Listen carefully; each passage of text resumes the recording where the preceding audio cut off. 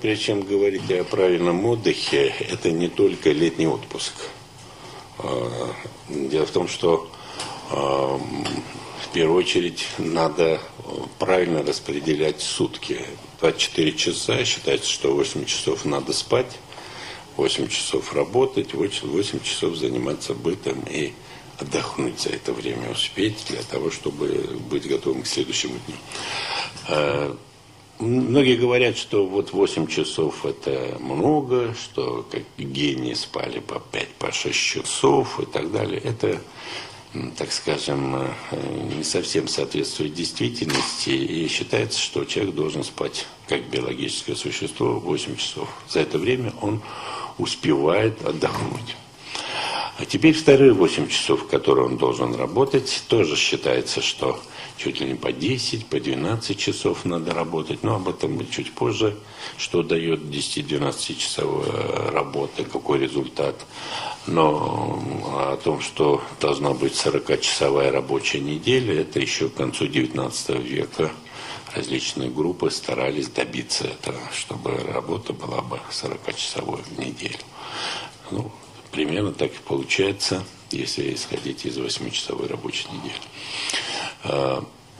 Когда мы говорим о работе как таковой, вот об этой 8-часовой или о любой другой, естественно, работа, она имеет свой ритм, исходя уже из биологического ритма человека. Нельзя, скажем, придя на работу, тут же включаться очень интенсивно и сразу. Надо хотя бы дать себе на раскачку 5-10 минут, собраться с мыслями собраться, и потом распланировать вот этот день, а как в это время работать. И стараться каждые 1,5 часа, буквально на 3-5 минут, отвлечься, отдохнуть любыми способами. Ну, конечно, перекур не является отдыхом, принципиально он не может являться отдыхом в связи с воздействием табака. Но вот каждые 1,5 часа надо отдыхать. Пик работы где-то интенсивности это 3-5 час работы, а уже ближе к 8 часу, естественно, интенсивность должна снижаться. И последние 10-15 минут, опять же, человек должен собираться внутренне, уже переключаться на другой вид деятельности. Это вот как следует работать, чтобы работа была бы реально продуктивной. Не то, что находиться на работе и там передвигать какие-то бумаги на столе, а именно продуктивно работать. Главное сконцентрировать внимание на ту работу, которую производится. Вторые 8 часов, не 8, там остается меньше вечернее время. Но это то, что, когда мы идем домой, обязательно надо помнить о том, что вот все свои проблемы рабочие домой нести нельзя.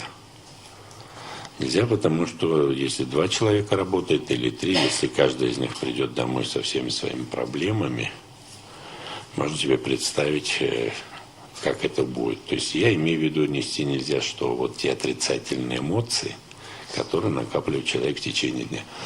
И помните о том, что дом – это не работа, и тот же стиль работы, общения, которое бывает у человека на работе, их нельзя переносить домой. Теперь следующий момент. То, что касается вот тех часов, в которые мы дома отдыхаем. Элементарно, мы просто забываем о том, что, когда, скажем, приступаем к ужину или позднему обеду, нужно минут 5-10, опять же, просто отойти от дел перед тем, как сесть и пообедать или поужинать. Иначе получается следующее, что мы либо заедаем тревогу, с которой пришли с работы по ходу дела, то есть еда превращается в какую-то не процедуру приема пищи, когда человек отдыхает, а человек начинает принимать пищу по ходу дела. Этого делать не следует. Даже животные, даже хищники, когда принимают пищу, после этого отдыхают. И нельзя после того, как мы, скажем, приняли пищу, сразу же приступить к какому-то делу. Это неправильно. Потому что это составная часть отдыха. Да, можно после этого сразу пройти прогуляться, если есть такая возможность, это другое дело. Ну а сразу приступить к каким-то делам, Это, наверное, не очень правильно. То же самое касается сна.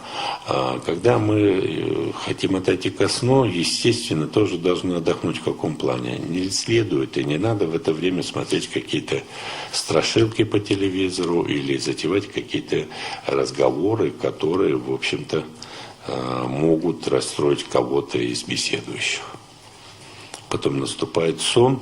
Разумеется, мысль о том, что вот сегодня поздно лягу, завтра поздно встану и наберу свое, это неверно, потому что разные системы организма, пищеварительные и так далее, они работают в разное время. Ночное время они работают несколько по-иному.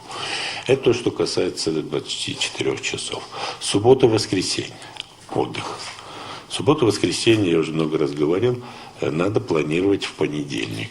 Чего будем делать, в субботу или в воскресенье. Притом в субботу. Иначе получается так, в субботу один встает с мыслью о том, что пойдет в гараж, жена встает с мыслью о том, что она пойдет заниматься своими делами, а муж, наконец, там что-то починит по дому или так далее. То есть диаметрально противоположное мнение о том, как пройдет суббота или воскресенье.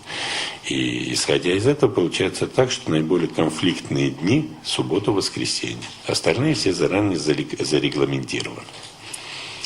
И вместо того, чтобы в субботу и воскресенье отдыхать, появляются конфликты. То есть каждый день, суббота-воскресенье, он должен планироваться. Если какое-то одно дело вообще не получается, значит, какое-то второе дело взамен заранее должно быть продумано и в субботу, и в воскресенье.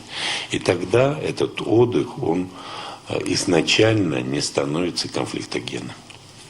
Это то, что касается субботы-воскресенья. Теперь то, что касается отпуска, который раз в месяц. Да, я еще хочу сказать то, что у нас получается праздник новогодний. Да, действительно, это праздник, он достаточно долгий, но надо как-то посмотреть его не только на как праздник, но и как на краткосрочный отпуск, отдых. Потому что, когда мы говорим только о празднике, почему-то подразумевается, что в это время можно только алкоголизироваться, принимать большое количество пищи и так далее. А на самом деле это как раз все-таки у нас зима долгая, поэтому вот этот перерыв в виде праздника или отпуска, обязательно им надо пользоваться. Теперь то, что касается отпусков, все мы привыкли, что надо отдыхать летом, поехать на море или в горы. В горы меньшее количество ездят. На море отдохнуть. И так жарко летом. Не так. Поэтому, если есть возможность, наверное, имеет смысл отдохнуть, скажем, в Подмосковье или в ближайших. И притом не отдыхать, а именно просто перенести отпуск на другое время, на весну и осень. Это я свое мнение просто говорю. На весну и осень. Почему? Потому что удлинить лето.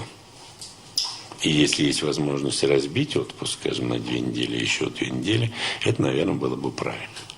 Конечно, это рекомендации, когда лето не такое аномальное, как прошлогоднее и этого года в целом. Теперь то, что касается отпуска как такового, то есть что подразумевает отпуск. Отпуск, одни считают, что это шоу, что это время, когда можно себя показать, на людей посмотреть, что-то увидеть. Это каждый занимается, как ему больше нравится, но обязательно надо помнить о таких вещах, как временные часовые пояса. Знаете, поехать отдохнуть очень далеко, где часовые пояса буквально диаметрально противоположны нашим, то есть несколько дней тратится, чтобы акклиматизироваться там по времени биологическому, а это мы хотим, не хотим, все равно наш организм перестраивается. И еще несколько дней тратить, когда мы приезжаем обратно. А это иногда бывает даже неделя. А в чем это заключается? Да, перестраивается сон, перестраиваются все органы и системы. Поэтому, наверное, правильнее ездить в те места, где часовая разница, там 1 час, 2, от силы 3, не больше. Потому что само по себе восстановление оно более сложное.